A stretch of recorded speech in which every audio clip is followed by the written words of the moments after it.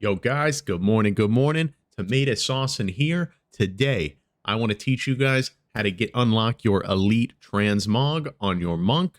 This is a class that a lot of people have trouble playing into the current meta. Generally, rep paladins make for a very oppressive experience for Windwalker monks, and retribution paladins are everywhere after the retpocalypse. Even after being nerfed twice, the class is still incredible, as you've seen on my channel. By far the easiest class. I've gone from 0 to 1800 on this season. But let's talk Windwalker Monk today because it has some solid strengths. The new talent trees in Dragonflight were actually very kind to this class, especially in a PvP setting. I know in Mythic Plus, you guys are still having to abuse Touch of Death, which does not make for the most engaging or fun play experience, right? You're trying to snipe mobs. But in PvP, you really don't have to play that way. You're only going to take one Touch of Death talent. And the class really is not as glass cannon as it seems. So I want to go over the talents today, the gearing, a little pro tip cheat code on what you can do to make your Windwalker monk a little bit more manageable and a little bit more tanky. Thank you very much, Ban Lu. But yeah, here's the elite transmog you can unlock, and I think monks have one of the best transmogs this season. As usual, they got these goofy little beads, but I think they look good. And the shoulder effects look pretty cool too. So let's jump into the talents, guys, and immediately you'll notice we are not going down to capstones in the monk tree at all. PvE, they have to do that. They're driving all the way down to pick up these worthless statues. In PvP, we do not do that. We pick up all of the utility, healing, survivability, and mobility. So let's go through it one row at a time in the monk class tree. First, we're going to grab Soothing Mist, because this is actually an awesome heal when combined with Vivify. So I'll show you right now. Soothing Mist, then you get your instant Vivifies, and that's a lot of healing. That is a fat amount of healing in a short amount of time. That was well over 100,000 healing there. I'll do it again when I get to full energy. So we're channeling Soothing Mist, Vivify, boom, Vivify, boom, Vivify, and I didn't crit any there. But it's still, fat healing. So you pour it away from the action. If they don't chase you, you can, pretty much top yourself off pretty quickly in one energy bar. So Soothing Mist plus Vivify, pretty thick right now. And we're also obviously taking Tiger's Lust in the first row, and that's going to get us, a little bit more mobility. Helps your healers if they get stuck in a root beam, because you can also cast this on a friendly target. So a little freedom action there. In the next row, we are taking Disable, which is Monk's version of Hamstring, super important. Calming Presence, because we want to reduce the damage that we take, and Improved Roll. In our third row, we're taking Tiger Tail Sweep. Leg Sweep in Dragonflight actually feels incredible because you get Tiger Tail Sweep pretty much by default. So your range, you're getting these huge range leg sweeps, and the cooldown's up every 50 seconds. So it's pretty nice being able to take Tiger Tail, just for free as a Windwalker. Next, we go into Vigorous Expulsion. Expel harm's healing is increased by 5%, and critical strike chance increased by 15%. Then we go into Detox. You're going to remove all poison and disease effects from either yourself or from the target. Pretty nice into Shadow Priests, Assassination Rogues, etc. I do take this. I like having my little, cleanse. Then I go into Paralysis, and I jump right down to reducing the cooldown of Paralysis by 15 seconds. Now, I really enjoy playing Windwalker Frostmage with any healer as a 3s comp.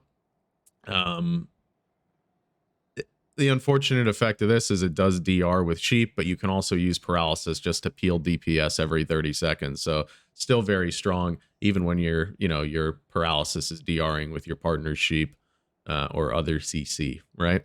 Next, we go Ferocity of Zuyen. That's going to increase all of our damage dealt by 4%. And Grace of the Crane, which is increasing all healing taken by 8%. So you can see we've picked up a lot of damage reduction and increased healing taken so far, and we're only on the fourth row of the tree. Drop down again, Transcendence. This is our port, absolutely huge. Spear Hand Strike, our kick. Fortifying Brew, and I go to the Fortifying Brew cooldown reduction. Very rare that you get this outside of threes, right? Solo Shuffle, you're almost never going to get to use this. So in Shuffle, I actually use the 25% armor and dodge. But in threes, especially the games that I play with a Frost Mage, you know, I have gone to 2 uses of Fortifying Brew a couple times. So I use Expeditious Fortification in threes. Next, we take Celerity, and now as you can see, we actually have 3 charges of roll. So just by rolling, you can actually cover this much distance. That's where I was from my port. I actually rolled out of my port range with all of the charges I have. So yeah, pretty good. Pretty good. Coming back here, Fast Feet Rising Sun Kick deals 70% increased damage. Absolutely huge for PvP because you are fishing for the fattest Rising Sun Kicks ever. You know, you'll get Rising Sun Kicks over 100,000 pretty routinely. Ring of Peace, obviously one of the best abilities in the game. If a healer's playing a pillar, you can actually trap him on that pillar and make him unable to cast for the entire duration of Ring of Peace, as well as peel for your buddies. Then Chi Wave. This is just a good ability that allows you to build up your mastery quicker. You know, you can cast it on yourself as soon as the gates open, and that's going to start your mastery stacks. I use it whenever I don't really have anything else to press, or if I want to try to, you know, eke out a little bit of healing in some real desperate situations. Profound Rebuttal, Expel Harm's healing is increased by 50%.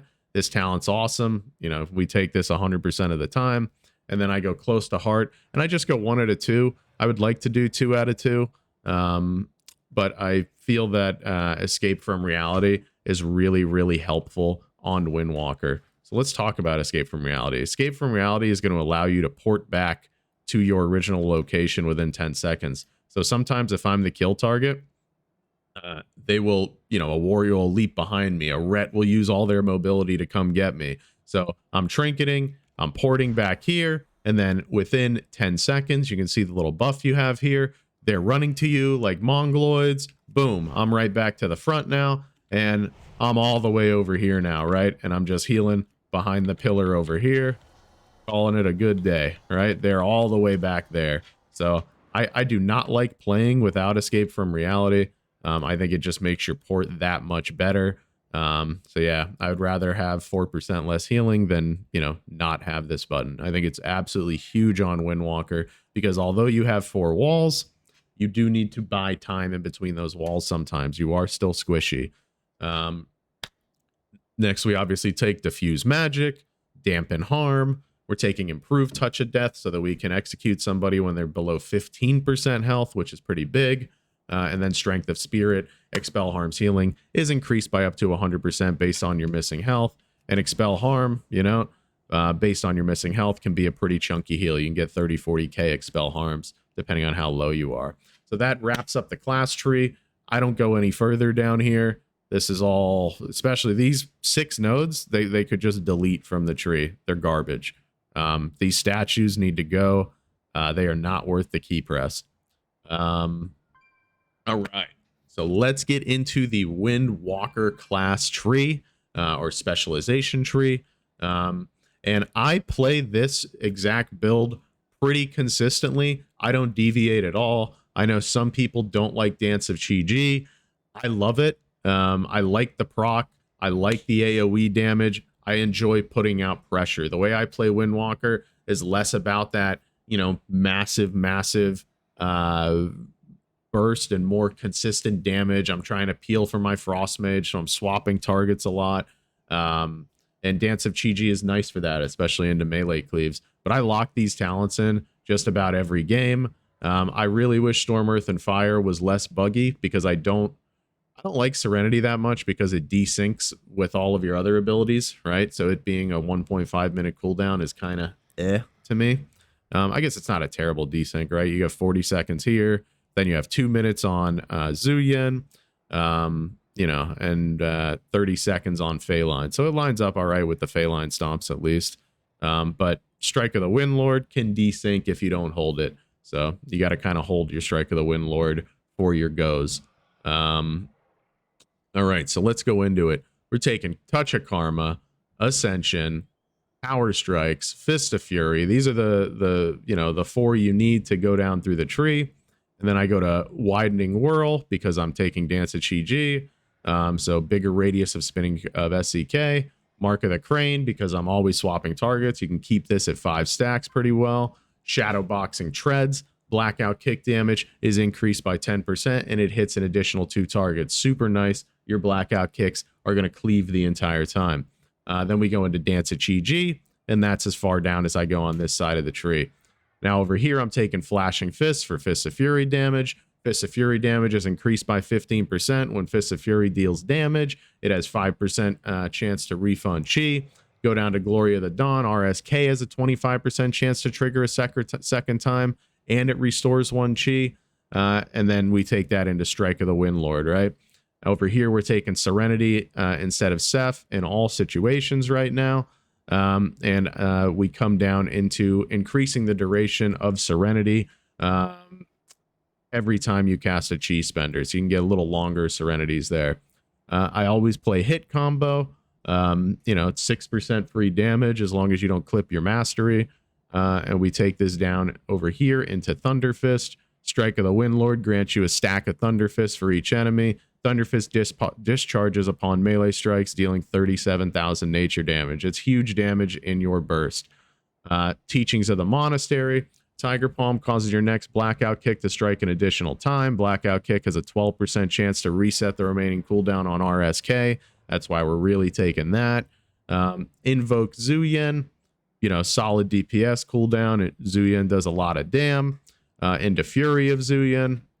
Your combo strikes grant a stacking 1% chance for your next Fist of Fury to grant 5% haste and invoke Zuyen the White Tiger for 8 seconds. Then we go down to Zuyen's Battle Gear. RSK, critical strikes reduce the cooldown of Fist of Fury by 4 seconds. And when Fist of Fury ends, the critical strike chance of RSK is increased by 40% for 5 seconds. So very, very nice there. I take Skyreach in every game. It's just too good in PvP to not do it. You're giving yourself 50% critical strike chance for 6 seconds on a target, so you can guarantee RSK crits. Invoker's Delight, you gain 33% haste for 20 seconds after summoning Zuyen. So you're getting some extra haste here because we don't run any haste on our gear. And then Transfer the Power. Blackout Kick, RSK, increases damage dealt by your next Fist of Fury by 3%, stacking up to 10 times. So you're just getting extra Fist of Fury damage. And I only clip my first Fist of Fury in my go. Outside of that, I'm casting every Fist of Fury to its fullest because it does a ton of damage. It's putting a slow on the targets, and it's making you immune to melee hits as long as you face the target with the parry. So big ability there for your survivability. And we take Feline Stomp because we're going to get 12% damage against our target when they are affected by Fey exposure. So pretty big there. Big on the goes for sure. And then PvP talents, I'm always locking in Alpha Tiger and Turbo Fists. And I swap between Grapple Weapon and Reverse Harm. That's all I use on a monk. I do take Mighty Ox Kick on Blade's Edge because it's super oppressive. So let's talk gearing next, right? So our gearing on the monk, and this is the trick on the monk that I've learned, that I think, everybody can really benefit from. You'll see on my monk, I'm rocking all stamina gems. We're the squishiest classed, and in solo shuffle and in threes, all you want to do is be able to live. You're going to be the target a ton. You do so much unhealable damage already that, stack your versatility, but also get as much stamina as you can in your sockets. If I had full sockets, I would drop the primary stat versatility gem that you have to do a crafting order for on one of them, but all the rest would be stamina and versatility. I actually took this tip from a Fistweaver video, and I started rocking it on Windwalker, and I see 0 difference there. So I think that's the biggest deal. That's the biggest change I make on my Windwalker versus other people that I see don't gem stamina. I really think I'm going to probably start gemming stamina on all of my characters, especially as we go into season 2, because a bigger health pool, right? You have a better chance of living, and the damage profiles in this game are absurd anyway. You're going to do a ton of damage, so it's all about living. Yeah, that's my best tip for Windwalker gearing. Let's talk some tips on the emblem, right? So I do something big with my emblem where I macro it into karma. And why do I macro my emblem into karma? Well, the same reason that I am also gemming stamina, because karma, you actually get massive karmas the bigger your life pool is. So if you, combine karma and gladiator's emblem, let's read karma. Absorbs all damage taken for 10 seconds up to 50% of your max health. So if you have more maximum health because you have an emblem popped at the time, and if you want even bigger karmas, you could actually pop Fort Brew with it, although I don't really recommend that unless you know 100% that that big karma is going to help you score a kill. But yeah, you're redirecting 70% of the damage that you absorb to the enemy target as nature damage over 6 seconds, and it routinely does a ton of damage. As you can see in this game, I was playing with an unholy DK. My touch of karma did 400,000 damage here. I had 2 casts. I can generally get 200 plus damage per touch of karma cast.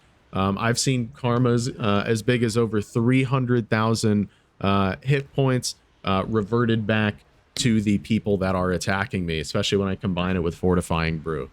So yeah, touch of karma, you can really game it. It does a ton of damage now, and as long as you combine it with the gladiator's emblem, it's an absolute must-have. Very great way to play. And those extra stamina gems are helping you get more value out of karma as well. So let's talk about rotationally, right? Rotationally, what you're going to want to do, we'll come over here. This is going to be our kill target. We'll show you, right, how we open, right? So we're popping on, non-kill target enemies in the beginning, right? Just getting our hit combo stacks up. Come over to the kill target, sweep, Bayline, boom. Get the big dam, Fists of Fury, Rising Sun kick, Blackout kick, Rising Sun kick, and touch of death, hopefully, right? So it's massive damage that you get out of your Windwalker monk. Again, during Serenity, you're just trying to get as many Rising Sun kicks as you possibly can. So you're going to clip that Rising Sun kick, or excuse me, you're going to clip your first Fist of Fury cast after the first tick goes off. Then you're going to benefit from all of the critical strike chance that you're going to gain on your next Rising Sun kicks. So that's Windwalker monk, guys. That's the little tips and tricks with the stamina gems and fat karmas. I'll do some Windwalker monk guides in the future. Just about gameplay, right? You can see though, it took me a little bit longer to hit 1800 on Windwalker than it did on my ret. But I've had a lot of fun in 3s playing with a Frost Mage on this class. I think Frost Mage Windwalker is probably one of the best comps for Windwalker, just because it gives you a lot of room to kite around, leverage your ports, use Escape from Reality. Everything is slowed. And a lot of times they are going the Frost Mage. So if they go that Frost Mage, you just get to pump damage the entire game and put out CC, on the healer or the off DPS where necessary. So that's the Windwalker monk, guys. Have a good day, week, month, and year. Take it easy. Enjoy the class. I hope this guide serves you well. That's it, right? Tomato sauce and out. Windwalker monks, absolutely in, even in a meta designed to knock them down. Take it easy, guys.